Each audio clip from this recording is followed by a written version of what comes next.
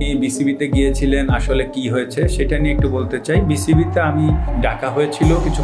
Super ওভারে আবারও হারের বেদনা, আর সেই হতাশার পরই মুখ খুললেন সাবেক অধিনায়ক মাশরাফি বিন মুর্তজা। তিনি সরাসরি বললেন, সালাউদ্দিন ও মিরাজকে বাদ দিলে বাংলাদেশ জিতবে সিরিজ। দর্শক, বিস্তারিত জানতে ভিডিওটি না টেনে একেবারেই সম্পূর্ণ দেখতে থাকুন। মঙ্গলবার 21শে অক্টোবর আগেই ব্যাট করতে নেমে বাংলাদেশ তোলে 114 রানের টার্গেট, কিন্তু ওয়েস্ট ইন্ডিজের বিপক্ষে সেই ম্যাচ যায় শ্বাসরুদ্ধকর লড়াইয়ে। শেষ বলে সমতা করে ম্যাচের নির্ধারিত হয় সুপার ওভার। ওয়েস্ট ইন্ডিজের সুপার ওভারে তোলে 10 রান, বাংলাদেশে জিততে লাগতো মাত্র 11 রান। প্রথম বলেই দিলেন নো, তাতে 4 রান।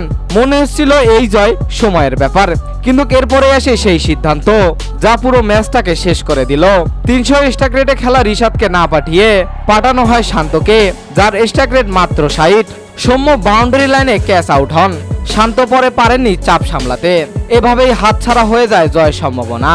ম্যাচ জিতে সিরিজ ড্র করেন ওয়েস্ট ইন্ডিজ। ম্যাচ শেষে লাইভে এসে ক্ষোভ ঝাড়লেন মাশরাফি বিন মুর্তজা। তিনি বললেন, সত্যি বলতে এই সিদ্ধান্তগুলো এখন পাকনামি মনে হচ্ছে।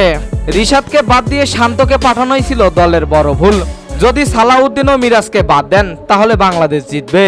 তার এই মন্তব্য ঘিরে সোশ্যাল মিডিয়ায় এখন তোলপাড়। অনেকেই বলছেন মাশরাফির বলে ফেলা সেই কথা লাখো সমর্থকদের মুখে মুখে।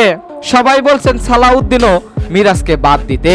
তো দর্শক, মাশরাফির কথায় কি লুকিয়ে আছে দলের ভবিষ্যৎ? সালাউদ্দিন ও মিরাজের জুটি ভাঙলেই কি জয়ের পথে ফিরবে বাংলাদেশ? কি মনে হয় আপনাদের? জানিয়ে দিবেন এই বিষয়ে আপনাদের গুরুত্বপূর্ণ মতামত আমাদের ভিডিওর কমেন্ট বক্সে। আর এতক্ষণ আমাদের সঙ্গে থাকার জন্য অসংখ্য ধন্যবাদ।